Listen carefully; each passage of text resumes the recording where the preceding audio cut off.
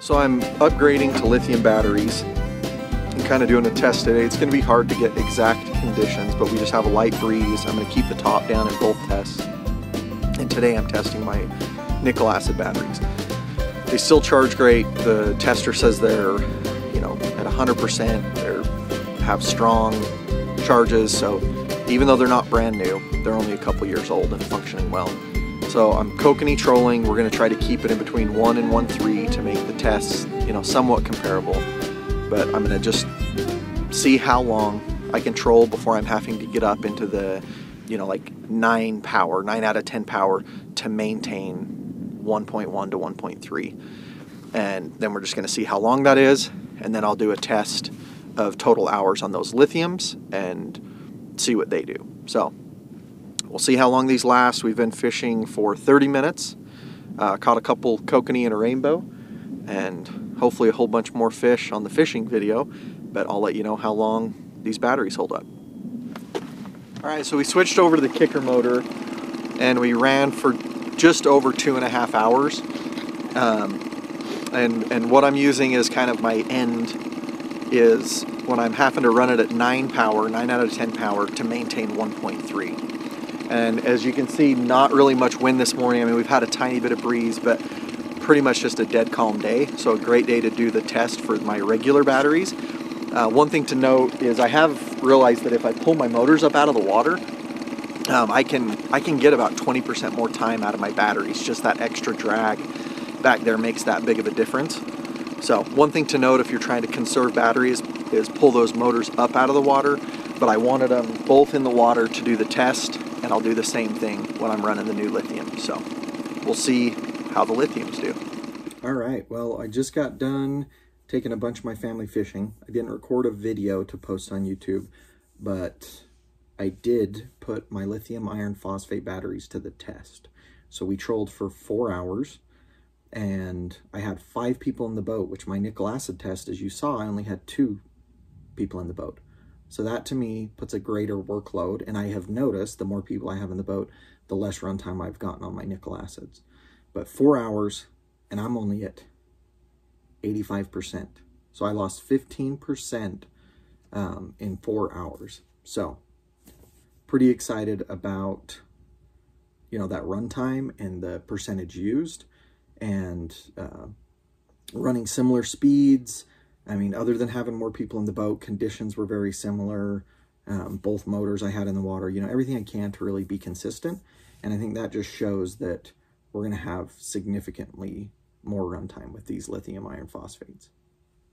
I figure that with the 4 hours and at 85%, I'm going to be able to do at least 4 kokanee trips. Oftentimes in the evening when I go, I'm only trolling for a couple hours. And so, at least 4 trips, potentially 5, without charging my batteries. And so it's exactly what I wanted. I wanted a battery with enough amp power and enough power that I could go on a trip and I could fish morning, evening for multiple days and use the electric and not have to worry about charging it. And this is going to do exactly that. So I'm not going to continue just testing these batteries and seeing, exactly how far I can get them down. I'm going to take them out one more time to kind of test and see, is that percentage consistent as it goes down? And maybe if it's not, I'll continue to test it. But I'm really pleased. I think that these Timeusb 140 amp hours that fit exactly in the slot. I mean, they're a hair bigger, but they fit right in the slot that my 88 amp hour nickel acid batteries fit into. And I'm looking at getting, I mean, really when you calculate how long the nickel acids went, and the fact that even in the best conditions, the most I would get was 4 hours before I would shut off and use the kicker, because you're not supposed to run them all the way down. So I'd run them until I'd have to be using high power to maintain trolling speeds, having to crank my remote up, and then I'd quit using the electric and put on the kicker motor. So I'm thinking at least 5 times the usage out of these, and they weigh, almost half as much. So significant improvement. There's no question that I made the right choice going with these batteries. They're working flawlessly. The power is 100% consistent. I started using like roughly 4 power if I was going down around 1.1, 1 to 1.2. I was on 4, 4.5, and then I was 5.5 power to maintain 1.3. If I wanted to bump it up to 1.4, I'd go to 6 power, and that didn't change the whole 4 hours, which is really great, and that's Lithium are known for that. They just have that steady voltage and consistent output. So huge win, super excited. I'm thrilled that Timeusb makes these 140 amp hour batteries that fit in the same spot that other battery makers are, you know, making a 100 amp hour battery that I could get in there, but then their next jump was like a 200 amp hour and I couldn't have fit those. So perfect battery for my boat. It worked out. All right, well, I am just wrapping up and I'm going to do my final review on, or initial review on these lithium ion batteries. So I've done 4 hours with 5 people in the boat at kokanee speeds, 1 to 1.3, 1.4.